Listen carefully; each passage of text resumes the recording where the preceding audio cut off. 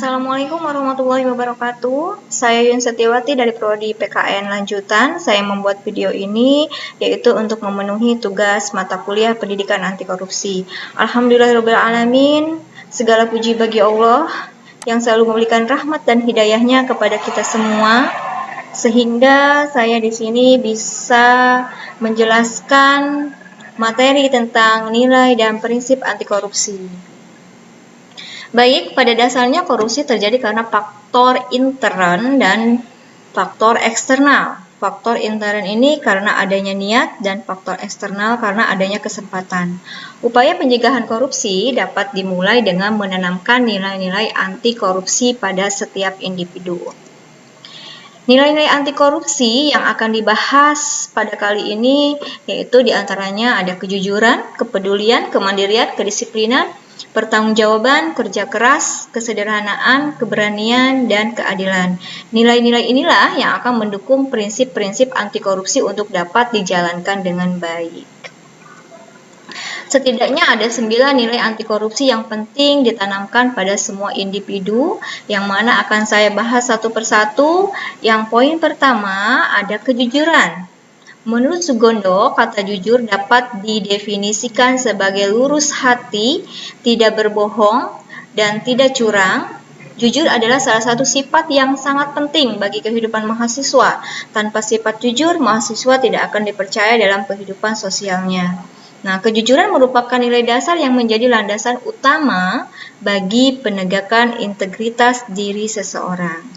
Tanpa adanya kejujuran, mustahil seseorang bisa menjadi pribadi yang berintegritas. Nah, jadi kejujuran ini merupakan nilai dasar yang menjadi landasan utama bagi penegakan integritas diri seseorang. Nah, jadi prinsip kejujuran harus dapat dipegang teguh oleh setiap mahasiswa sejak awal untuk memupuk dan membentuk karakter sedini mungkin dalam setiap pribadi mahasiswa. Contohnya apa di lingkungan mahasiswa kejujuran?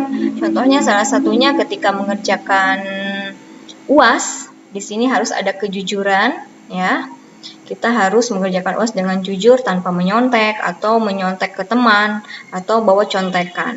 Nah, itu adalah salah satu sikap jujur. Adapun sikap yang lainnya, jujur adalah tidak berbohong. Jadi, berkata sesuai dengan apa adanya. Kemudian poin yang selanjutnya, poin kedua ada kepedulian.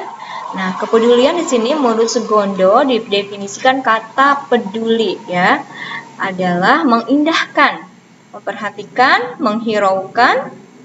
Nah, jadi nilai kepedulian ini sangat penting bagi seorang mahasiswa dalam kehidupan di kampus maupun di luar kampus.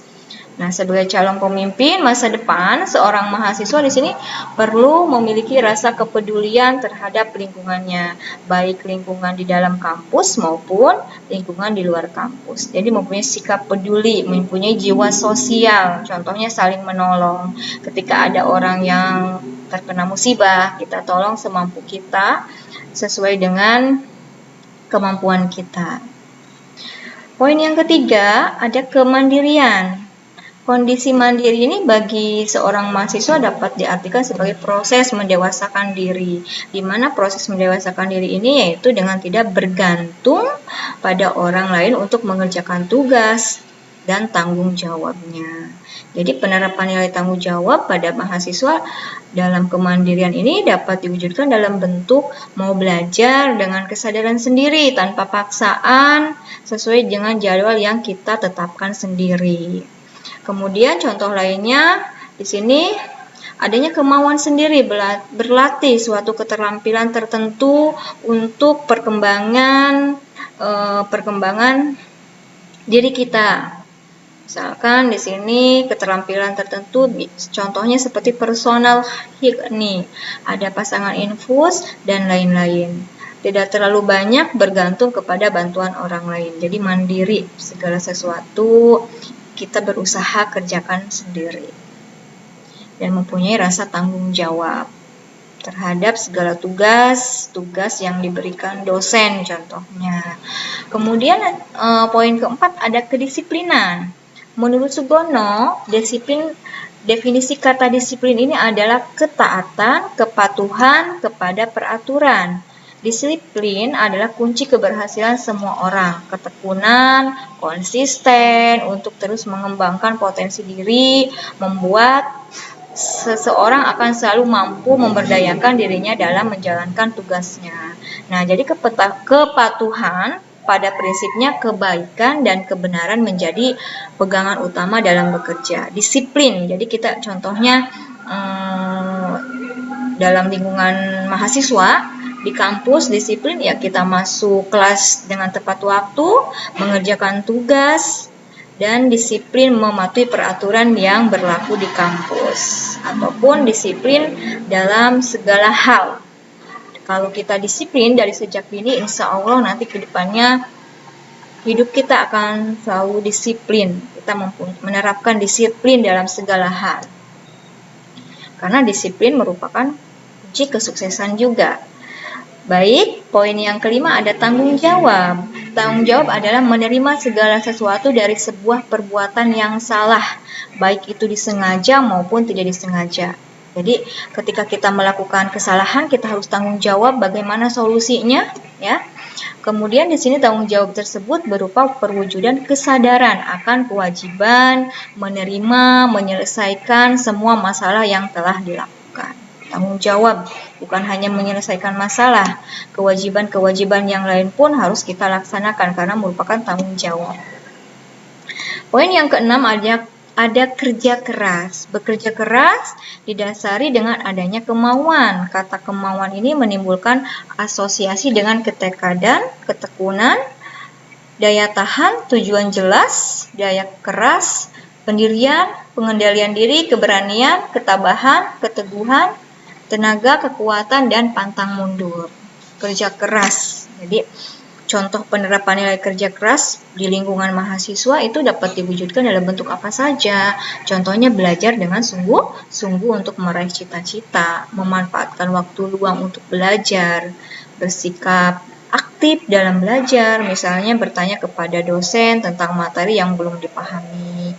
Tidak mudah putus asa dalam mengerjakan tugas yang diberikan oleh dosen. Masih banyak ya contoh kerja keras di lingkungan mahasiswa. Contohnya kita tidak bergantung kepada orang lain dalam mengerjakan tugas-tugas kampus. Kita kerjakan sendiri semampu kita. Kita tanggung jawab terhadap tugas-tugas kampus. Rajin mengikuti kegiatan ekstrakurikuler untuk meningkatkan prestasi diri. Dan contoh selanjutnya tidak membuang waktu untuk melakukan sesuatu yang tidak berguna. Nah, untuk poin selanjutnya ada poin yang ketujuh yaitu sederhana. Gaya hidup merupakan hal yang penting dalam interaksi dengan masyarakat di sekitarnya. Nah, gaya hidup kita sebaiknya dalam kehidupan sehari-hari lebih baik kita sederhana sesuai dengan kemampuan kita, jangan terlalu berlebihan. Ya, apabila kita mempunyai materi lebih baik kita sederhana karena masih banyak orang yang membutuhkan. Gaya hidup sederhana ini sebaiknya perlu dikembangkan sejak dini, mengenyam masa pendidikannya. Berarti masa sejak dini, mulai dari lingkungan keluarga, ya, baru kita keluar berinteraksi, keluar di sekolah, di masyarakat, yang lebih tinggi lagi di lingkungan bangsa dan negara. Jadi sederhana ini sangat penting dalam kehidupan sehari-hari. Nah, prinsip hidup sederhana ini merupakan parameter penting dalam menjalani hubungan antara sesama karena prinsip ini akan mengatasi permasalahan kesenjangan sosial. Apa saja kesenjangan sosial? Contohnya iri, dengki, tamak, egois, dan yang sikap-sikap negatif lainnya. Jadi kita harus hindari rasa iri, dengki atau kesenjangan sosial, ya. Nah, prinsip hidup sederhana ini juga menghindari seseorang dari keinginan yang berlebihan. Jadi, kita semampu kita saja, jangan hidup berlebihan, ya. Kemudian poin yang ke-8 ada keberanian. Berani ya untuk mengembangkan sikap keberanian ini demi mempertahankan pendirian dan keyakinan mahasiswa. Contohnya, mahasiswa di sini harus mempertimbangkan berbagai masalah dengan sebaik-baiknya. Jadi, pengetahuan yang mendalam menimbulkan perasaan percaya kepada diri sendiri. Jika mahasiswa menguasai masalah yang dihadapi, insya Allah pasti apapun itu masalahnya, kita bisa menguasai masalah tersebut dan bisa menyelesaikan masalah tersebut. Nah, kemudian poin yang terakhir ada poin keadilan. Yang ke-9, keadilan. Jadi berdasarkan arti katanya, keadilan ini berasal dari kata adil. Adil itu apa? Sama berat, tidak berat sebelah, tidak memihak. Jadi tidak berpihak pada manapun. Jadi sama, semuanya sama, diberlakukan sama.